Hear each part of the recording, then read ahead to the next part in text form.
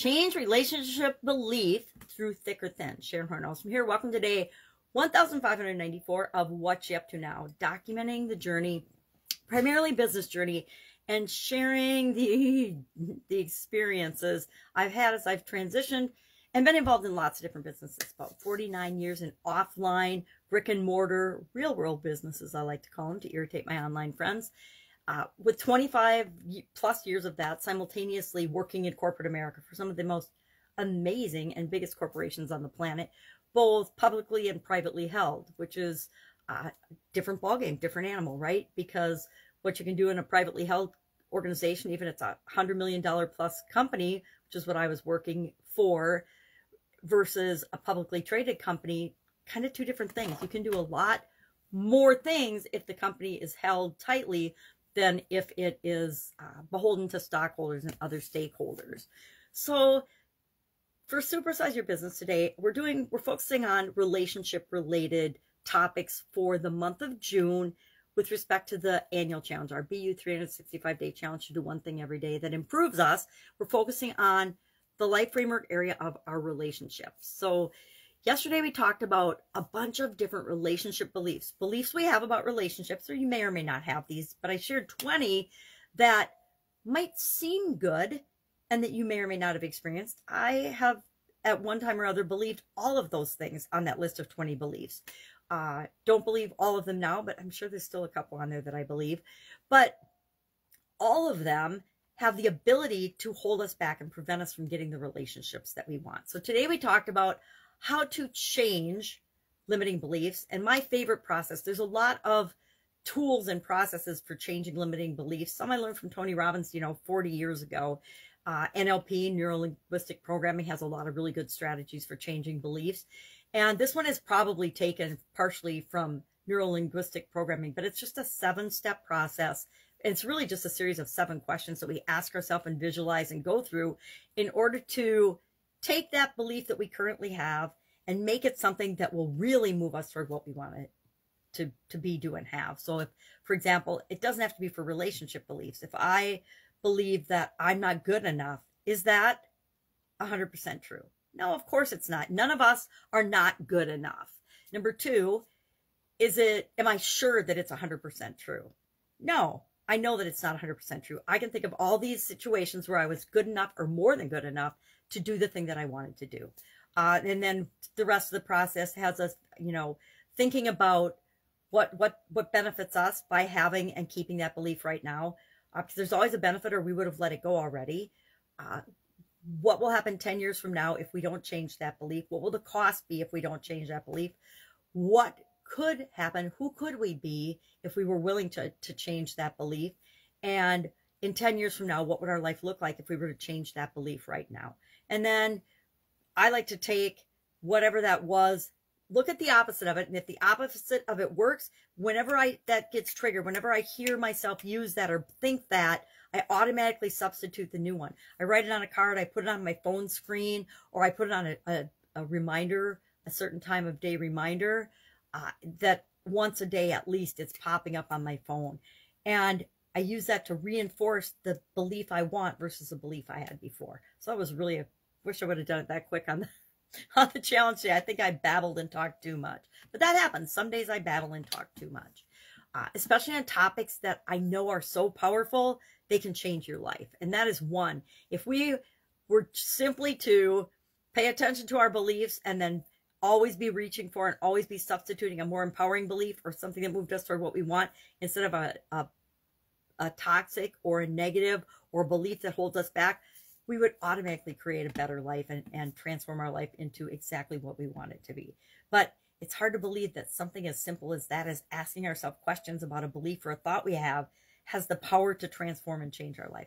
But it absolutely does. So our idiom, our expression, to coincide with the annual challenge, I decided this year I was going to talk about, for Supersize Your Business, my business women's group, about an idiom that coincides with the topic that we're having for, either the day or the month. It doesn't always line up for the day, but for the month. And so today we talked about the idiom and the expression through thick and thin. Another way of saying that would be in rain or shine, You know, you take the good with the bad. You figure it out no matter what. Things like that. To me, are expressions I use in good or bad weather.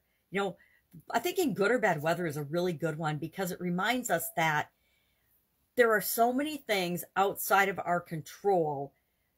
We're going to go on that picnic. We're going to do that activity. We're going to move forward and continue moving forward toward what we want.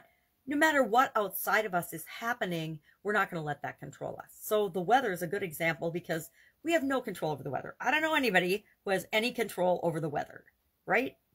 It's like I don't know anybody with a time machine, but I wish I did. So in rain or shine, in good or bad weather, no matter what, we're going to figure things out. So through thick and thin, this is a really old idiom. It dates back to 1387 with Geoffrey Chaucer's Canterbury Tales. And it used to be through thicket or thin because England, like everywhere else on the planet, used to be really wooded and thickety. So when you're traveling from place to place, sometimes you'd have to go through thickety areas. And so the expression was originally through thicket and thin, and then it moved and changed over time, and other things have been substituted for it. But basically it means you got your goal in mind, and you're not sure how you're going to get there, and you know you're going to have ups and downs, but you're also not going to quit until you get that thing, until you get there, until you achieve that relationship, that goal, that objective.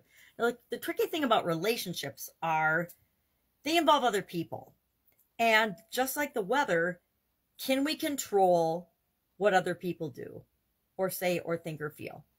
No, there isn't a single person on this planet, unless you have mind control capabilities, that can control another person to love you, to be in a relationship with you. Now, I'm not talking about abusive relationships. Yes, they exist, or dysfunctional relationships.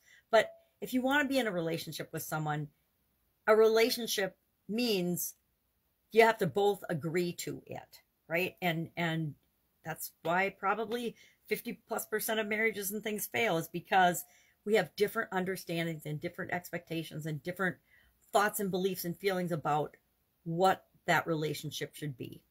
So through thick or thin, you know, some of us get married. When I got married, I thought it was through thick or thin, no matter what, I was staying married. And I learned that that was not the most empowering, best belief for me, because it kept me in a relationship that was super duper bad for me for a very long time. And I had my reasons. I've actually used this process that I shared briefly over and over and over again about that situation. And, you know, it was the devil, you know, versus the uncertainty that kept me in that relationship. My kids and other things kept me in that relationship, even though I knew for a really long time it was bad for me. It was probably bad for my ex-husband as well, but I guarantee it was. But he was able to move on and out of that easily while still in the relationship, and I was not, right? Because I had made that through thick or thin commitment. And that's the difference in people, right? We commit to different things, and some people never commit to anything, right? Some people never commit to anything or anyone, and then relationships don't work with them. All right, I'm digressing. Sunday in my neck of the woods, plan and organize and get ready for the weekday. Not sure what you do on Sundays, but I do that, and I spend family time and working on projects that are of interest to me, or preparing for other projects that I'm involved in, and doing the things that I committed to doing, because if I say I'm going to do it, I'm going to do it. If I can help you in any way, just ask. If you've got a question, if you're stuck, if you don't know who to ask, please, a direct message takes what?